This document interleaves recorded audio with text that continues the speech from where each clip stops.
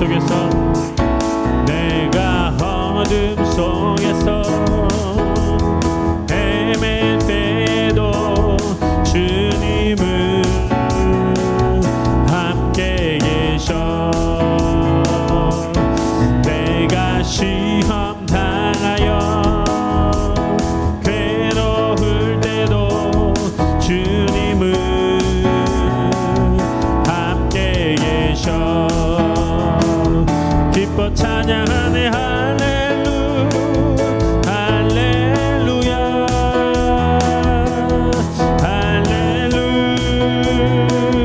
할렐루야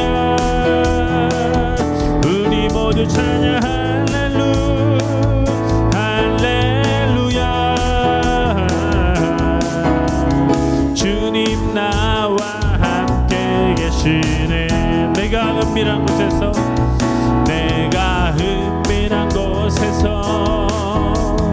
기도할 때도 주님은 함께 계셔. 내가 아무도 모르게 선한이 할 때도 주님은 함께 계셔. 기뻐 찬양하네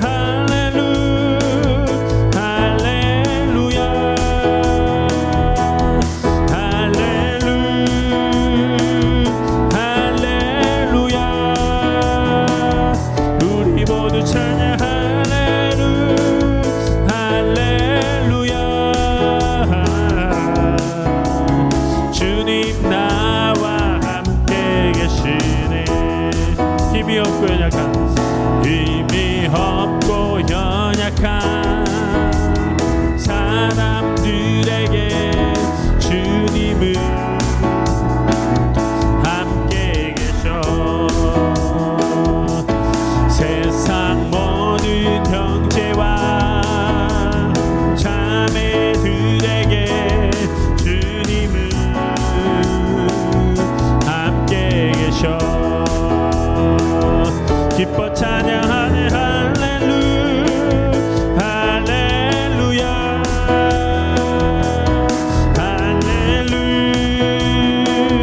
할렐루야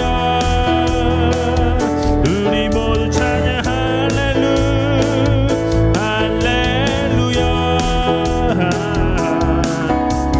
주님 나와 함께 계시네. 기뻐 찬양하네 기뻐 찬양하네 할렐루야 할렐루야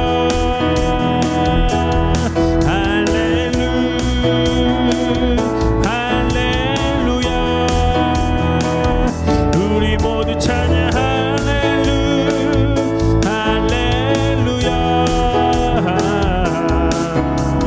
주님 나와 함께 계시네.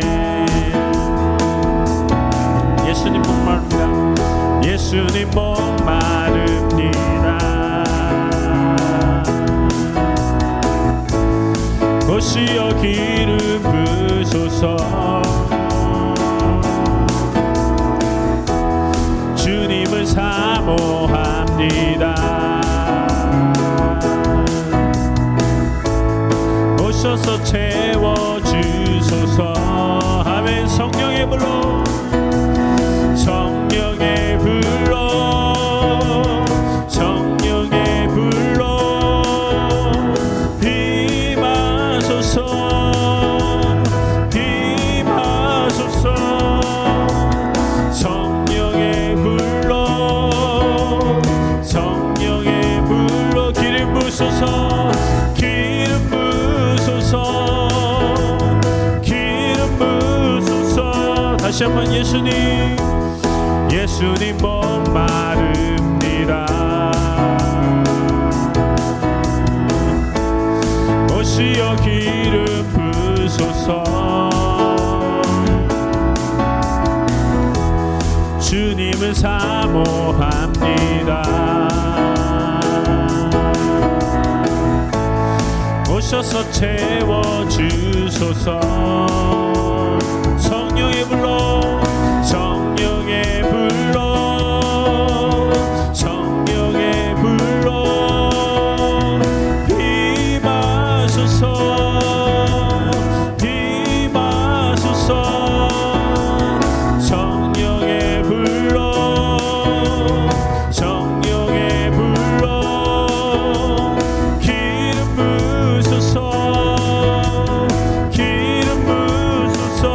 주님을 사모하며 불같은 사랑 드립니다.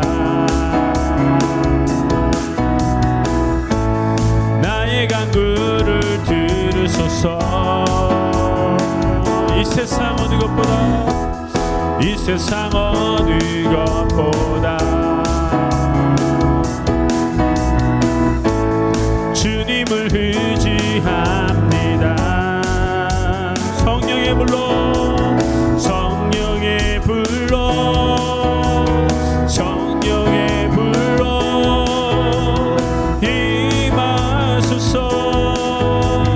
임하소서. 성령의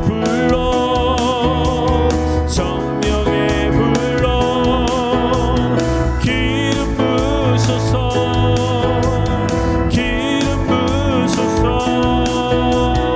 이 시간 임하신 우리 주님께 박수 영광 돌립니다. 아멘. 감사합니다. 우리 계속해서 찬양합니다. 하나님의 나팔 소리 천지 진동할 때에 예수 영광 중에 구름 타시고 천사들을 세계 만국 모든 곳에 보내어 구원받은 성도들을 모아 나팔 불 때 나의 이름 나팔 불 때 나의 이름 나팔 불 때 나의 이름 부를 때 잔치 참여하겠네. 무덤 속에 잠자던 자 그때 다시 일어나 영화로운 부활 승리 얻으리. 주가 택한 모든 성도 구름 타고 올라가 공중에서 주의 얼굴 배우리. 나팔 불 때 나의 이름 나팔 불 때 나의 이름 나팔 불 때 나의 이름 부를 때 잔치 참여하겠네. 주님 다시 오실 날을 우리 알 수 없으니 항상 기도하고 깨어 있어서 기쁨으로 보좌 앞에 우리 나가서로 그때까지 참고 기다리겠네. 나팔 불 때 나의 이름 나팔 불 때 나의 이름 나팔 불 때 나의 이름 부를 때 다시 한번 하나님의 나팔 소리 천지 진동할 때에 예수 영광 중에 구름 타시고 천사들을 세계 만국 모든 곳에 보내어 구원받은 성도들을 모으리. 나팔 불 때 나의 이름 나팔 불 때 나의 이름 나팔 불 때 나의 이름 부를 때 잔치 참여 무덤 속에 잠자는 자 그때 다시 일어나 영화로운 부활 승리 얻으리. 주가 택한 모든 성도 구름 타고 올라가 공중에서 주의 얼굴 배우리. 나팔 불 때 나의 이름 나팔 불 때 나의 이름 나팔 불 때 나의 이름 부를 때 잔치 참여하겠네. 주님 다시 오실 날을 우리 알 수 없으니 항상 기도하고 깨어 있어서 기쁨으로 보좌 앞에 우리 나가서도 그때까지 참고 기다리겠네. 나팔 불 때 나의 이름 나팔 불 때 나의 이름 나팔 불 때 나의 이름 부를 때 잔치 참여 나팔 불 때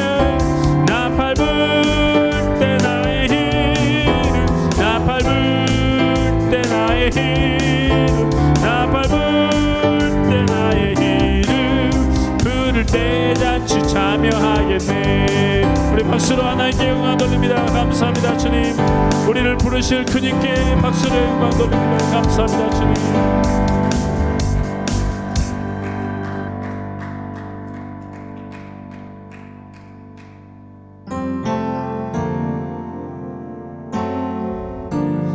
나의 소망 되신 주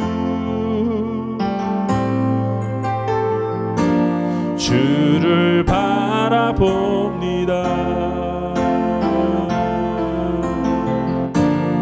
다시 오실 나의 왕 예수, 주를 기다립니다. 밤이나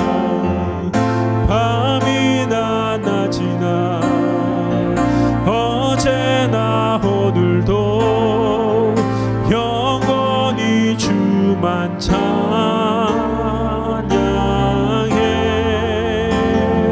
괴롭고 슬플 때 낭망하여 넘어져도 언제나 주만 찬양하겠네. 나의 소망 되신 주, 나의 소망 되신 주, 주를 바라봅니다.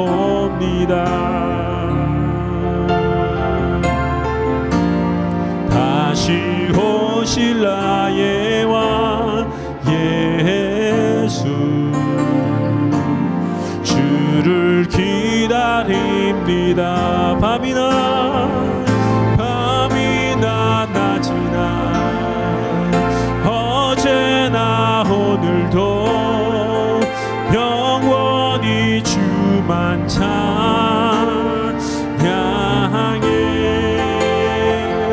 괴롭고 슬플 때 낭망하여 넘어져도 언제나 주만 찬양하겠네. 다시 한번 나의 소망 되신 주, 나의 소망 되신 주, 주를 바라봅니다.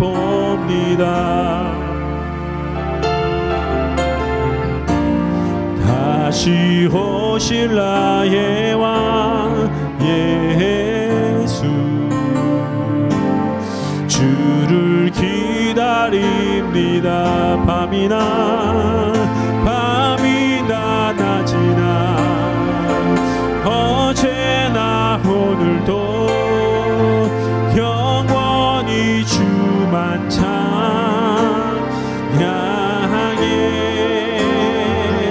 괴롭고 슬플 때 낭망하여 넘어져도 언제나 주만 찬양하겠네.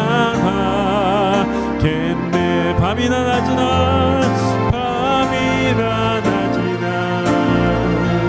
어제나 오늘도 영원히 주만 찬양해.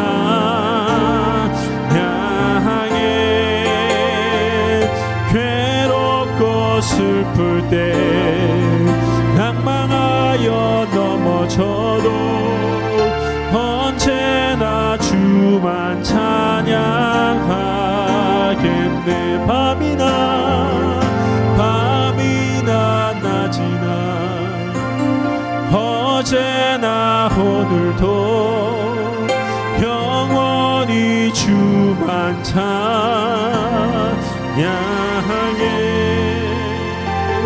괴롭고 슬플 때 낭망하여 넘어져도 언제나 주만 찬양하겠네.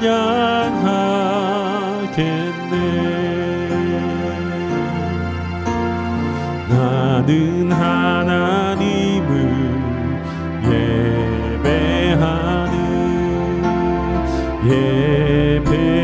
예배자입니다.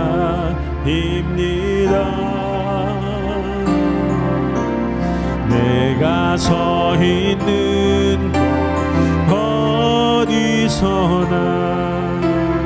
하나님을 예배합니다.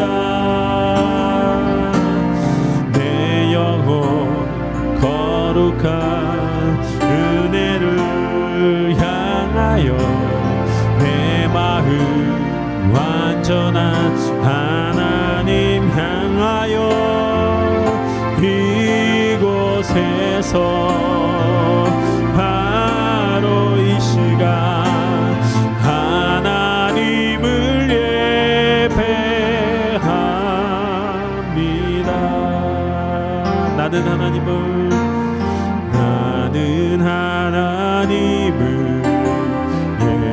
예배하는 예배자입니다. 내가 서 있는 곳 어디서나 하나님을 예배합니다. 내 영혼 거룩한 은혜를 향하여 내 마음 완전한 하나님 향하여 이곳에서 바로 이 시간 하나님을 예배합니다. 내 영혼 거룩한 은혜를 향하여 내 마음 완전한 하나님 향하여 이곳에서 바로 이 시간 하나님을 예배합니다.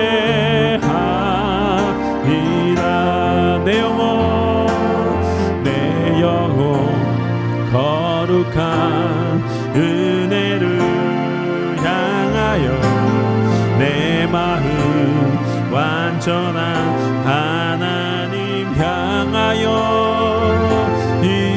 이곳에서 바로 이 시간 하나님을 예배합니다.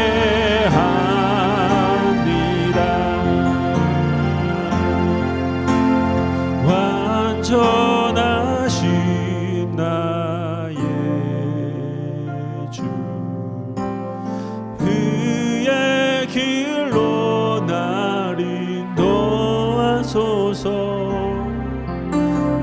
행하신 모든이 주님의 영광 다 경배합니다. 완전하신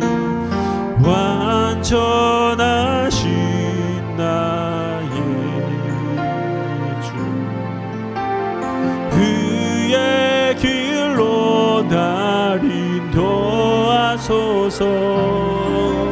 행하신 모든이 주님의 영광 다 경배합니다. 예배합니다. 찬양합니다. 주님만 날 다스리소서. 예배합니다. 찬양합니다. 주님 홀로 높임 받으소서. 완전하신 나의 그의 길로 날 인도하소서. 행하신 모든이 주님의 영광 다 경배합니다. 완전하신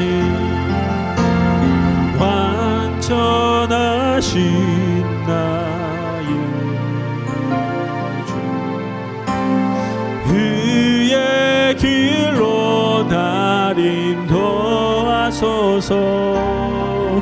행하신 모든이 주님의 영광 다 경배합니다. 예배합니다.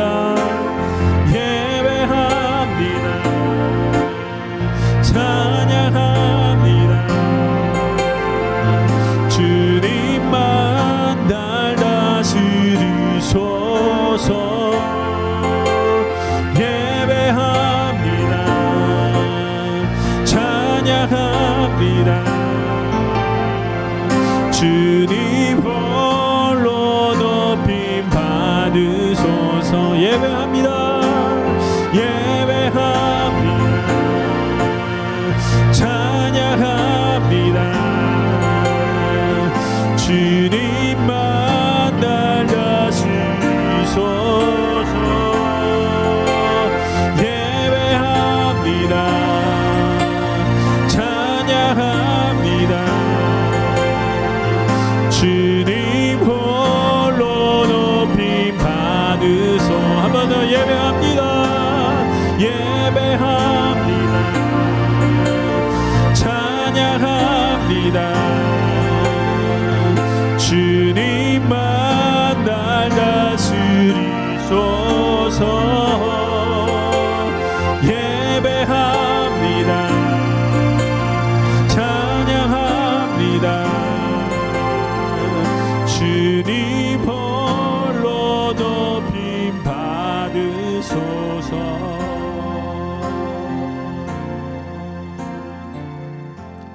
제2장. 수일 후에 예수께서 다시 가버나움에 들어가시니 집에 계시다는 소문이 들린지라 많은 사람이 모여서 문 앞까지도 들어설 자리가 없게 되었는데 예수께서 그들에게 도를 말씀하시더니 사람들이 한 중풍병자를 4사람에게 메워가지고 예수께로 올세 무리들 때문에 예수께 데려갈 수 없으므로 그 계신 곳의 지붕을 뜯어 구멍을 내고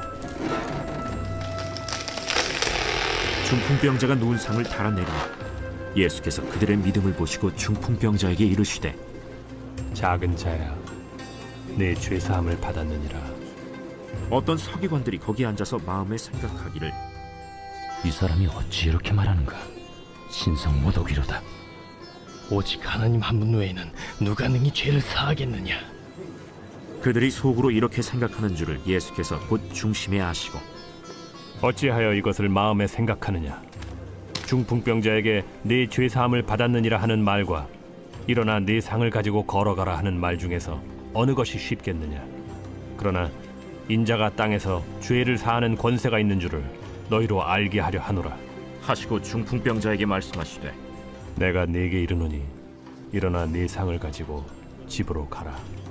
그가 일어나 곧 상을 가지고 모든 사람 앞에서 나가거늘 그들이 다 놀라 하나님께 영광을 돌리며 우리가 이런 일을 도무지 보지 못하였다.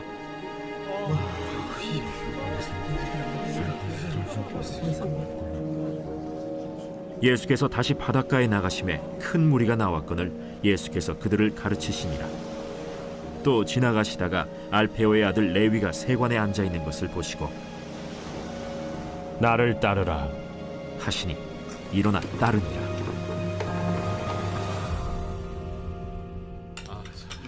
그의 집에 앉아 잡수실 때 많은 세리와 죄인들이 예수와 그의 제자들과 함께 앉았으니 이는 그러한 사람들이 많이 있어서 예수를 따름이러라. 바리새인의 서기관들이 예수께서 죄인 및 세리들과 함께 잡수시는 것을 보고 그의 제자들에게 어찌하여 세리 및 죄인들과 함께 먹는가? 예수께서 들으시고 그들에게 이르시되 건강한 자에게는 의사가 쓸데없고 병든 자에게라야 쓸데있느니라. 나는 의인을 부르러 온 것이 아니요 죄인을 부르러 왔노라. 요한의 제자들과 바리새인들이 금식하고 있는지라 사람들이 예수께 와서 말하되 요한의 제자들과 바리새인의 제자들은 금식하는데 어찌하여 당신의 제자들은 금식하지 아니하나이까? 혼인집 손님들이 신랑과 함께 있을 때 금식할 수 있느냐? 신랑과 함께 있을 동안에는 금식할 수 없느니라. 그러나 신랑을 빼앗길 날이 이르리니 그날에는 금식할 것이니라. 생배 조각을 낡은 옷에 붙이는 자가 없나니 만일 그렇게 하면 기운 새 것이 낡은 그것을 당기어 헤어짐이 더하게 되느니라. 새 포도주를 낡은 가죽 부대에 넣는 자가 없나니 만일 그렇게 하면 새 포도주가 부대를 터뜨려 포도주와 부대를 버리게 되리라. 오직 새 포도주는 새 부대에 넣느니라. 오늘 누가복음 2장 말씀을 중심으로 죄인을 환자로 보는 삶의 축복, 죄인을 환자로 보는 삶의 축복이라는 제목으로 함께 말씀을 묵상해 보겠습니다. 오늘 큐티 본문은 예수님께서 예수님의 제자 알페오의 아들 레위를 부르는 장면으로부터 시작합니다. 레위의 직업이 뭐죠? 세리입니다. 우리가 잘 알고 있는 마태가 레위예요. 예수님께서 레위를 세리인 마태를 제자로 불렀을 때 제일 놀란 사람이 누굴까요? 네, 제일 놀란 사람들은 제자들입니다. 제자들은 기분 나빴어요. 여러분도 한번 생각해 보세요. 예수님께서 우리나라 일제시대 때 오셨는데요. 제자들을 부르실 때 어부들, 농부들 이렇게 부르시다가 갑자기 일본 순사 앞잡이를 불러서 제자로 세우시는 거예요. 그러면 여러분 마음이 어떠시겠습니까? 근데 예수님의 제자들 중에 열심당 시몬도 있었어요. 열심당은 독립운동하는 사람이에요. 여러분 우리가 예수님께서 바리새인을 혼내셔서 바리새인을 우리가 은근히 무시하는 마음이 있는데요. 바리새인은 정말 민족주의자였습니다. 우리나라 민족 대표 33인이 독립선언했죠. 만약에 그때 당시에 이스라엘의 독립선언하는 그런 사람들을 모으면 거의 80-90%는 다 바리새인입니다. 사두개인들은 로마 사람들과 결탁해서 명예를 누리고 그리고 부를 누렸던 사람들입니다. 그런데 바리새인들은 로마 사람들과 척을 지고 독립운동을 하며 정결하게 하나님을 바라봤던 사람입니다. 그러니까 마태 세리를 예수님의 제자로 불렀을 때 제일 놀랐던 사람들은 예수님의 제자들이고 그 다음에 또 놀랐던 사람들이 누구예요? 바리새인입니다. 그런데 바리새인들이 어떻게 예수님께서 죄인들과 함께 식사하실 수 있습니까? 그 속에 세리도 들어있죠. 세리는 제가 몇 번 말씀드렸지만 구걸하던 사람이 깡통 놓고 구걸하다가 동전이 딱 떨어지면 눈 뜨고 감사합니다. 하나님께 축복 많이 받으십시오. 이렇게 얘기하는데 세리가 동전을 집어던지면 아이고 재수없어. 네 돈은 안 받는다. 이렇게 생각할 정도로 세리를 무시하고 죄인 취급을 했습니다. 그런데 그 세리를 예수님께서 제자로 부르신 겁니다. 그때 바리새인들이 예수님께 판단하고 정죄하며 어떻게 죄인들과 함께 먹을 수 있냐 그렇게 얘기했을 때 예수님께서 뭐라고 대답하셨습니까? 병든 자에게는 의인이 쓸모 있고 건강한 자에게는 의원이 필요 없으니 나는 의인을 부르러 온 것이 아니라 죄인을 부르러 왔다 이렇게 말씀하십니다. 그러니까 세리를 바라보며 죄인으로 바라보지 아니하고 환자로 바라본다고 말씀하신 겁니다. 여러분 예수님께서 왜 세리를 12제자 중에 세리 마태를 부르셨는지 우리가 여기서 볼 수 있습니다. 제자들을 뭐 하시는 거예요?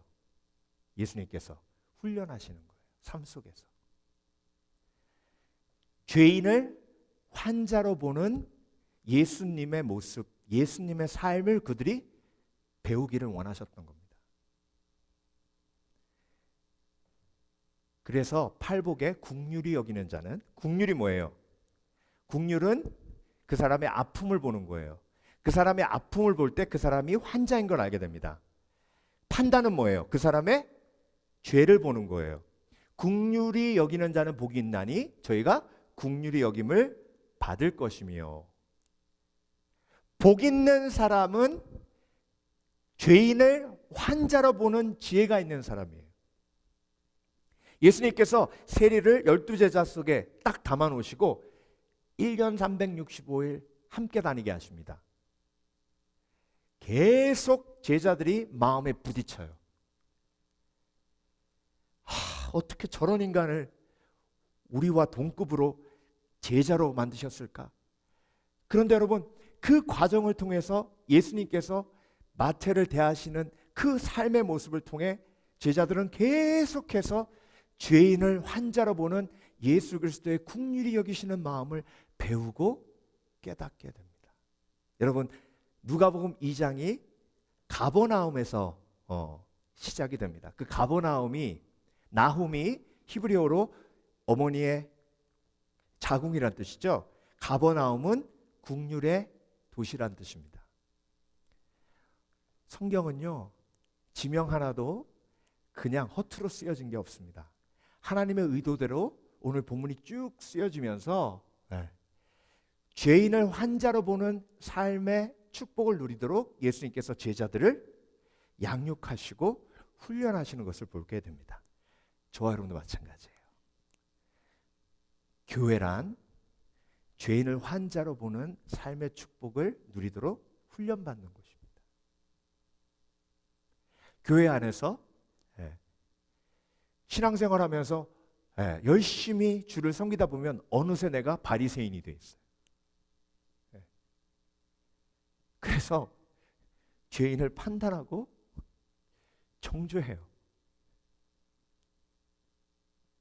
그런데 교회 안에서 예수님을 쫓으며 예수님께서 정말 저와 여러분에게 원하시는 건 뭐냐면 내가 너를 죄인으로 먼저 보지 아니하고 너의 아픔을 보고 긍휼히 여기고 환자로 돼 너를 치유하고 회복하던 것처럼 너도 내가 한 것 같이 그들을 긍휼히 여기고 품고 사랑하라고 말씀하시는 겁니다. 저와 여러분, 죄인을 환자로 보는 삶의 축복을 누리시는 복된 그리스도인 되시길 주의 이름으로 축원합니다. 예수님을 쫓으면 그런 삶으로 훈련받는 거예요. 자, 그렇다면 오늘 본문을 통해서 예수님께서 저와 여러분에게 주시는 죄인을 환자로 보는 삶의 축복 세 가지가 무엇인지 오늘 집중해서 묵상해 보겠습니다. 첫 번째, 죄인을 환자로 보는 삶의 축복, 고난을 이길 힘을 얻습니다. 이게 무슨 얘기냐면요, 마가복음이 쓰여진 목적은요, 네로 황제가 로마에 불을 지르고 그 불을 지른 사람들이 그리스도인이라고 뒤집어 씌워서 그때부터 닥치는 대로 그리스도인을 잡아 죽였습니다. 그 고난 속에 마가복음이 쓰여진 거예요. 그런데 여러분, 오늘 본문 시작에 중풍병자 얘기가 나온 다음에 세리 마태 이야기가 나옵니다. 여러분, 마태는요 로마 사람과 뭐한 거예요? 뭐한 사람이에요? 결탁한 사람이에요. 초대교회 성도들이 고난받으며 제일 힘들었던 게 뭔지 아세요? 환경도 힘들고 죽을 것 같은 위험도 힘들지만 사실 그 환경보다 더 힘든 게 뭐냐면 마음이에요. 로마 사람들이 미워 죽겠는 거예요. 네로가 미워 죽겠는 거예요. 저와 여러분도 마찬가지예요. 고난이 딱 닥치면요, 그 고난을 야기시킨 그 사람에 대한 미움이요 마음속에 막 올라옵니다. 그런데 로마와 결탁해 마태 하면 로마만 생각나는 그 마태를 예수님께서 부르시고 뭐라고 하셨냐면 환자에게는 의사가 필요하다라고 말씀하십니다. 이 얘기가 무슨 얘기예요? 고난당하는 그리스도인들이요 로마인도 환자다. 그들을 너희를 핍박하는 그들을 뭐하라? 긍휼히 여기라. 여러분, 고난 속에서 나를 핍박하고 나를 힘들게 만드는 사람을 긍휼히 여길 때 그때 고난을 이길 힘이 내 속에 성령의 은혜로 임하게 되는 겁니다. 제가 새벽에도 얘기했는데요, 이지선 교수님이 21살 때 교통사고 났잖아요. 음주운전 하던 사람하고. 그런데 인터뷰를 하는데 뭐라 그러냐면 그 음주운전 한 사람하고 만나셨어요? 그랬더니 안 만났대요. 그러면서 하는 말이 뭐냐면 저는 사고를 당한 게 아니라 사고를 만난 거기 때문에 그 사람은 저에게 가해자가 아닙니다. 하나님이 저에게 사고라는 걸 만나게 하셨기 때문에 그 사고를 통해 하나님이 계획하신 일들을 아름답게 이루어 가실 것으로 믿기 때문에 나는 그 사람을 만날 필요가 없습니다. 그러니까 평안한 거예요. 그러니까 그 고난을 이기는 거예요.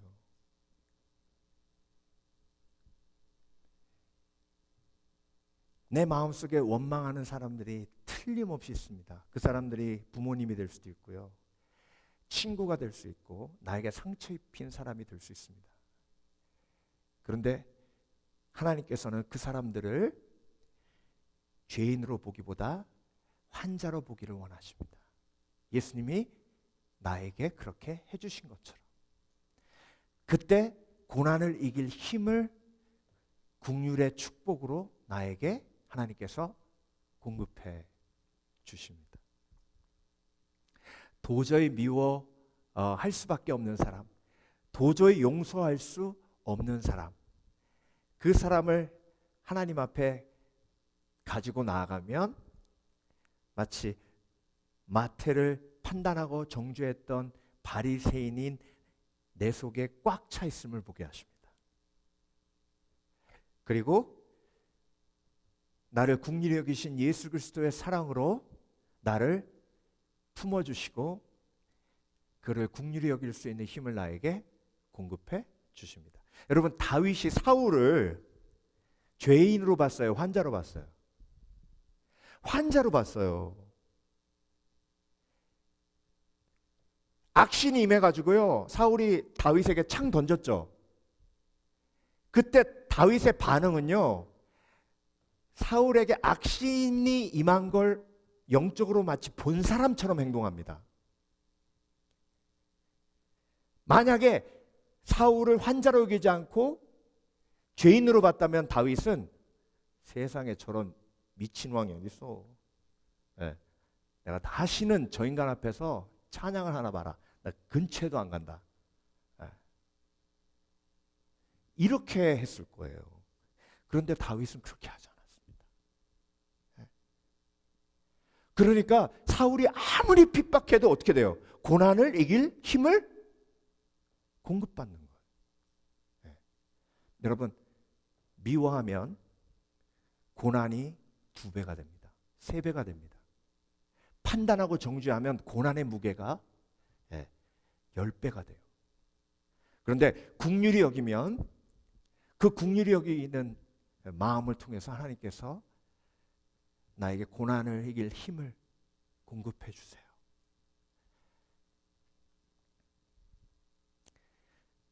두 번째, 죄인을 환자로 보는 삶의 축복, 치유의 도구로 쓰임 받습니다. 중풍병자 얘기가 나오잖아요, 여러분. 중풍병자는 공개된 죄인이에요. 요한복음에서 날 때부터 소경된 자를 제자들이 뭐라고 물어봤어요? 부모의 죄 때문에 그렇습니까? 네. 자녀의 죄 때문에 그렇습니까? 본인의 죄 때문에 그렇습니까? 그렇게 물어봤죠. 구약 성경에 찌들어 있는 그들은 중풍병자 자체가 죄인인 거예요. 나병 환자 자체가 죄인인 거예요. 그래서 병든 것도 서러운데 나를 죄인 취급해서 친구들도 떠나고 주위 사람들도 떠나기 때문에 병든 사람들이 훨씬 더 고통스럽고 아플 수밖에 없었어요. 그런데 놀라운 건 그 공개된 죄인을 들쳐매고 예수님께로 데리고 왔던 사람들이 있었다는 거예요. 여러분, 그 들쳐매고 예수님께 왔던 그 사람들은 그 중풍병자를 죄인으로 봤을까요? 환자로 봤을까요? 환자로 봤어요.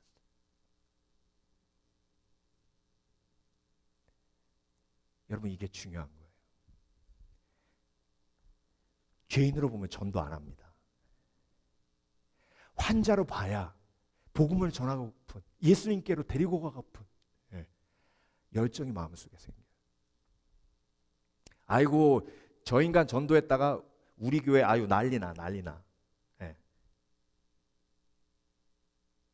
저 사람 내가 메고 예수님께 가면 아이고 죄인하고 친구한다고 사람들이 나한테 뭐라고 할 거야. 그런데 중풍병자를 죄인으로 보지 않고 환자로 보니 그를 예수님께 데리고 오고 그걸 통해서 예수님께서 그 환자를 고치십니다.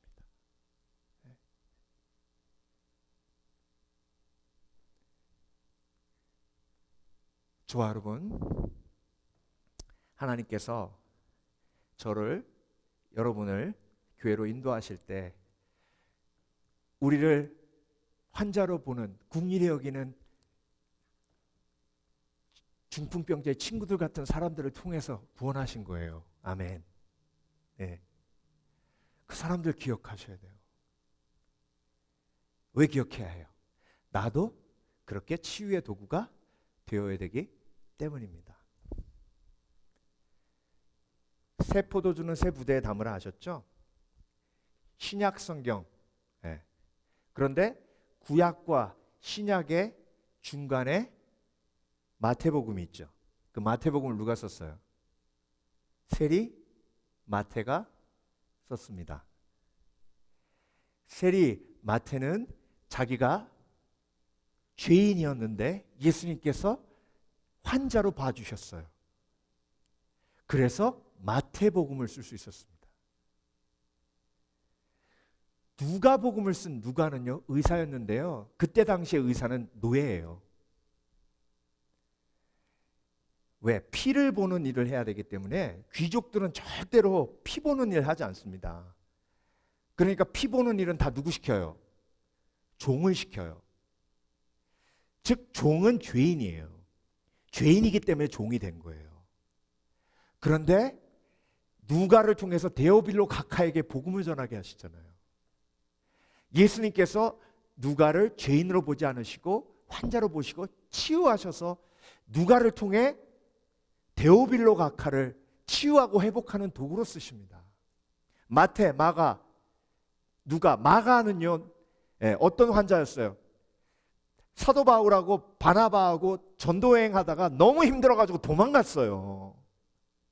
그런데 그 마가를 끝까지 바나바가 품죠. 나를 죄인으로 보지 않고 환자로 품었던 바나바. 근데 사도 바울은 마가를 죄인으로 봤죠. 그래서 바나바하고 싸워서 흩어집니다. 그런데 나중에 디모데 전후서를 통해서 보면 마가를 데리고 오라 그래요. 사도 바울이 치유되게 회복된 겁니다. 마태, 마가, 누가, 요한. 요한은요, 사도 요한은 우레의 자식이에요.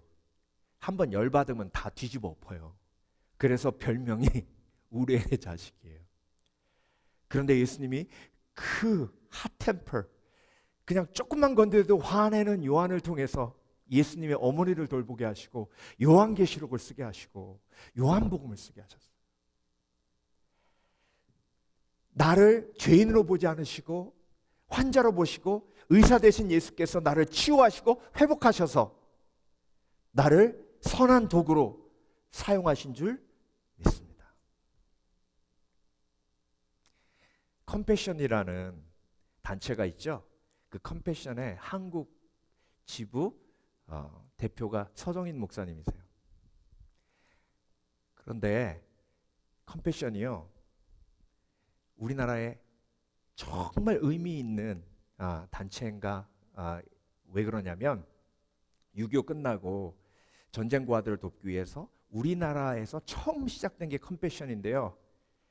컴패션의 역사 속에 고아원을 2,700개 만들었답니다. 근데 그 고아원이 전부 교회예요. 한 고아원당 전쟁 고아 100명을 돌봤답니다. 27,000명. 그런데 그 아이들의 후손들이 한국이 잘 살게 되니까 컴패션이 철수한 거예요. 아닙니다. 이제 우리를 도와주었던 컴패션을 통해서 우리가 돕게 해주십시오. 그래가지고 전 세계에 돕는 국가, 컴패션이 돕는 국가가 12개래요. 그 12개 중에 하나의 나라가 됐는데, 그런데 여러분, 도움을 받던 나라가 도움을 주던 나라가 된 건 우리나라가 세계 최초랍니다. 네. 놀라운 일 아닙니까? 이 서정인 목사님이 너무 바리새인과 같은 신앙생활을 했대요. 아이가 걸어가다가 3, 4살짜리 꼬마가, 자기 아들이요, 걸어가다가 넘어져가지고 흙탕물에 탁 빠지면 울면서 아이가 아버지한테 올 거 아니에요. 그러면 아버지가 어떻게 해야 돼요? 흙탕물 묻어도 국유력이고 품어줘야 되죠. 서정인 목사님은 애를 밀치면서 야 씻고 와, 씻고 오면 안아줄게 그랬대요. 엄마가 옆에 있다가 막 어떻게 이런 인간이 목사인가 그랬대요. 그런데 하나님이 이분을 컴패션의 대표로 세우신 거예요. 지금 그 사역을 20년 이상 하고 계시는데 사모님이 그렇게 얘기하시더래요. 나는 세상에 예수를 평생 믿었지만 당신처럼 예수 믿고 변화된 사람 처음 봤다고. 그 강팍하고 판단하고 정죄하던 바리새인이 예수 그리스도의 국률로 가득 찬 사람이 됐대요. 하나님의 감동을 주셔서 백혈병 환자를 돕기 위해서 골수 기증 등록을 했답니다. 그런데 골수 기증할 수 있냐고 연락이 왔대요. 매칭되는 사람이 한 사람 있는데 여자아이래요. 그런데 매칭할 때 절대 이름하고 주소를 이야기해 주지 않는답니다. 그래서 기도하고 하나님이 국률의 마음을 주셔서 갔는데 여러분 저도 처음 알았어요. 골수 채취하는데 뼈에다가 드릴로 구멍을 뚫는대요. 근데 하나 뚫어서 안 나오면 2개 뚫고, 2개 뚫어서 안 나오면 3개 뚫고. 근데 서정인 목사님은 일주일 내내 주사 받고 하나 뚫어도 안 나오고 2개 뚫어도 안 나오고 3개 뚫어가지고 간신히 뽑아내는데 의료 사고가 나가지고 출혈이 나서 거의 죽을 뻔했대요. 그렇게 골수를 기증했는데 1년 있다가 다시 연락이 왔답니다. 그 골수를 기증받은 아이가 재발했다고. 다시 골수를 기증할 수 있냐고.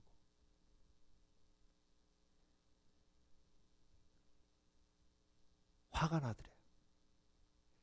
자기도 몸이 약한데 주위에 얘기했더니 다 반대하더랍니다. 컴패션 직원들도 반대하고 자기 처제 남편이 의사인데 전화해서 물어보니까 형님 골수 이식해가지고 재발해서 또 이식해도 0.5% 치료 확률입니다. 거의 안 낫습니다. 하지 마십시오. 그래서 그게 복음이었대요. 야, 안 해도 된다. 그런데 여러분 그 마음속에 하나님이 계속해서 부담감을 주시는 거예요. 이분이 에콰도르 방문했을 때 주위에 의료진들하고 다 같이 갔답니다. 의료진들이니까 자기 얘기를 했대요. 그러니까 사람들이 대표님 절대 하시면 안 됩니다. 2번째 했을 땐 더 위험할 수 있습니다. 하지 마십시오. 하지 마십시오. 그래서 그걸로 계속 위로를 받았대요. 안 해도 되는구나. 그런데 마지막 에콰도르에서 사역을 마치고 공항으로 가는데 옆에 의사 한 분하고 같이 동행했답니다. 그런데 타이어 빵꾸가 났대요. 그래서 차가 멈춰져 가지고 그분한테도 동일하게 얘기했답니다. 의사니까 하지 말라고 하겠지. 집사님은 무슨 과 의사세요? 소아과 의사입니다. 제가 이런 상황 속에서 또 골수를 2번째 기증하라고 하는데 첫 번째 기증했다고 죽을 뻔했습니다. 제가 우리 처제 남편한테 물어보니까 0.5%밖에 살아날 확률 없다고 그러는데 안 하는 게 맞겠죠? 그랬더니 이분이 눈물을 글썽글썽하면서 목사님 하시면 안 돼요.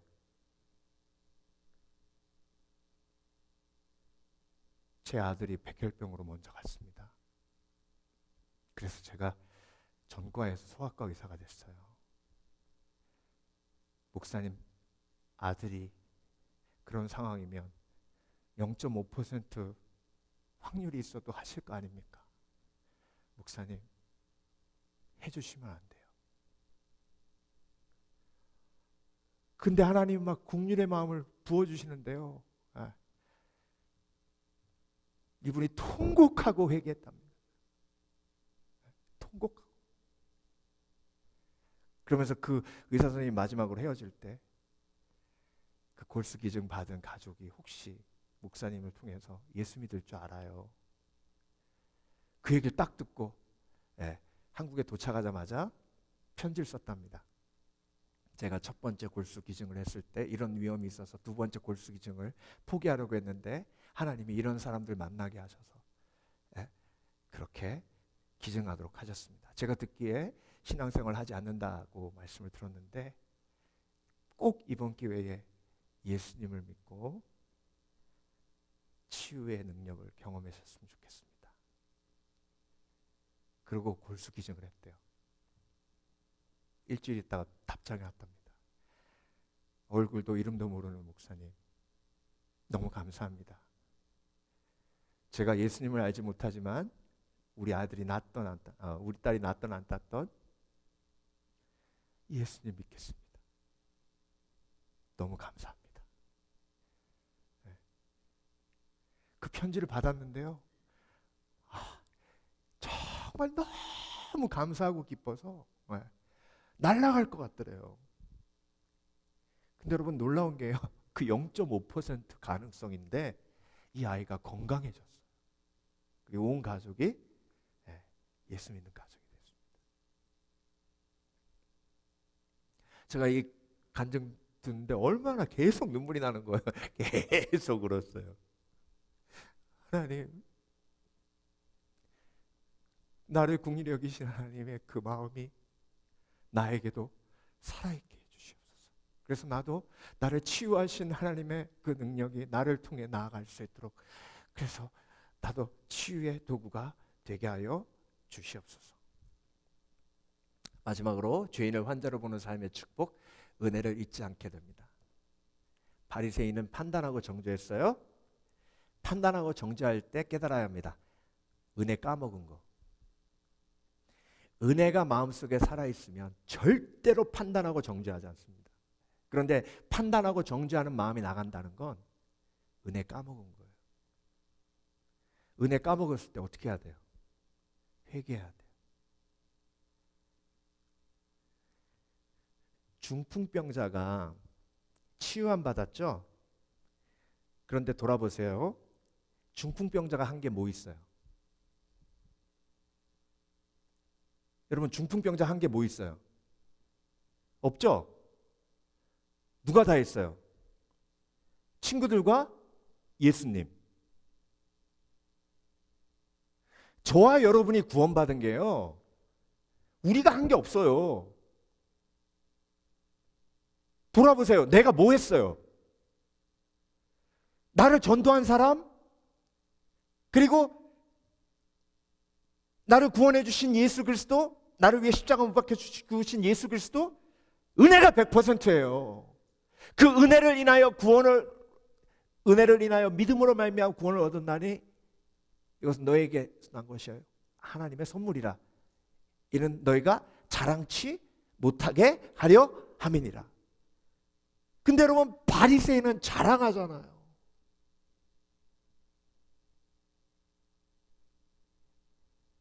그리고 판단하고 정죄하잖아요. 요한의 제자들은 금식하는데 왜 예수님의 제자들은 금식하지 않습니까? 이게 전형적인 은혜 떨어진 사람의 특징이에요. 여러분, 내 속에서, 내 입술에서, 내 머리에서, 내 마음에서 판단이 나가면 그건 죄인을 환자로 보는 게 아니라 죄인을 죄인으로 바라보는 은혜 떨어진 감으로 메마른 땅에 쫙쫙 갈라진 불쌍한 마음이에요. 죄인을 환자로 볼 때 하나님, 그래도 제가 은혜를 잊지 않았군요. 경찰대 교수로 일하셨던 박상미 교수님, 지금 한양대에서 강의하시는데요. 이분이 요즘 이제 치유로 유명한 강사 친데 이분한테 소녀원에서 소년원 있죠? 여학생들만 있는 연락이 왔대요. 교수님, 우리 아이들한테 오셔서 좀 강의를 해주시면 안 되시겠습니까? 근데 가만히 생각해 보니까 그 소년원에 있는 여학생들 딱 전부 일진이잖아요. 근데 자기가 왕따 경험이 있는 거예요. 어렸을 때. 그러니까 무섭더래요. 그래서 저는 바빠서 못 갑니다. 죄송합니다. 그랬대요. 그랬더니 그 전화하시는 분이 교수님, 우리 아이들이 출소하면 그 감옥 바깥에서 누가 기다리는지 아세요? 창녀촌 포주가 기다리고 조직폭력배들이 기다려요. 걔네들이 감옥 안에서 귀화되지 않으면 걔네들은 또 그런 길로 갑니다. 우리 아이들에게 소망이 되는 강의를 좀 해주세요. 근데 그 얘기를 딱 듣는데 자기가 10대 때 힘들고 어려웠던 그 과정들이 쫙 지나가더래요. 그리고 예수님이 그 아이들을 판단하는 마음에서 긍휼을 여기는 마음을 주신 거예요. 그래서 거기 가서 이제 강의를 하는데요. 가서 딱 섰더니 앞에서 애들 그 비행 청소년들 의자 앉을 때 삐딱이 앉잖아요. 이렇게 삐딱이 앉아가지고 아이고 똑똑한 년 왔네 그러더래요. 다 들리게. 그때 어떻게 해야 돼요, 여러분? 걔를 죄인으로 보면 그냥 대충 떼우고 가는 거예요. 근데 나를 구원하신 예수 그리스도의 은혜를 기억하면 그 아이를 환자로 보는 거죠. 기도했답니다. 하나님, 이 상처받은 아이들에게 어떻게 희망과 소망을 줄 수 있을까요? 그랬더니 지혜를 주셔서 여러분 혹시 그 고등학교 갈 때 재수하신 분 계세요? 그랬더니 한 명도 손 안 들더래요. 여러분은 저보다 훨씬 더 낫네요. 저는 고등학교 떨어져서 재수했어요. 그러니까 애들이 하하 막 웃더래요. 그때부터 마음을 여는데 그때 1년 꿇고 고등학교 갔더니요. 애들이 왕따 시키고 혼자 외톨이로 그렇게 힘들게 고등학교 생활을 한 거예요. 그 아픔을 나누니까 아이들이 마음을 열더랍니다. 그리고 그 교도소 소장님이 그러더래요. 제가 수없이 많은 강사들을 모셨지만 이렇게 반응이 뜨겁고 끝나고 강사하고 만나서 얘기하자고 하는 강의는 처음입니다. 근데 이 박상규 교수님이 꼭 강의 끝날 때 그런데요. 제가 여러분을 위해 기도하겠습니다. 그리고 그 아이들 이름 놓고 한 명씩 기도하는 거예요. 지금까지 그 사역을 하고 있는데 아이들의 최고의 비전이 그거였대요. 미용 기술 배워가지고 미용실 원장 되는 거. 그런데 박상미 교수님 강의를 계속 듣고 아이들이 비전이 바뀌었대요. 교수 되는 거. 그리고 상담자 되는 거. 여러분, 주님 품 안에 안기는 그날까지 그렇게 결단하기 원합니다. 하나님, 내 입술에서 판단이 나가고 내 머리에서 판단이 나가고 내 눈에서 판단의 눈빛이 나가면 나는 은혜를 잊은 배은망덕한 죄인임을 깨닫게 하여 주시고 그 즉시 회개하는 지혜가 있게 하여 주시옵소서. 그래서 내가 주님 품 안에 안기는 그날까지 내가 중풍병자였었기에 중풍병자를 바라보며 손가락질하지 아니하는 지혜로운 긍휼히 여기는 자가 되게 하여 주시고 그래서 긍휼을 행하기에 긍휼을 이 여김을 받는 축복을 누리는 인생이 되게 해 주시옵소서. 그래서 여러분 죄인을 환자로 보는 훈련을 저와 여러분은 지금도 예수님의 제자 되어 받고 있습니다. 공동체 안에서 그렇죠? 고난을 이길 힘을 얻고요. 치유의 도구로 쓰임 받고요. 은혜를 잊지 않는 축복을 누립니다. 주님 품 안에 안기는 그날까지 저와 여러분 마음속에 죄인을 환자로 보는 지혜로운 인생 되기 원한다고 결단하시는 복된 그리스도인 되시길 주의 이름으로 축원합니다. 축원합니다. 기도하겠습니다.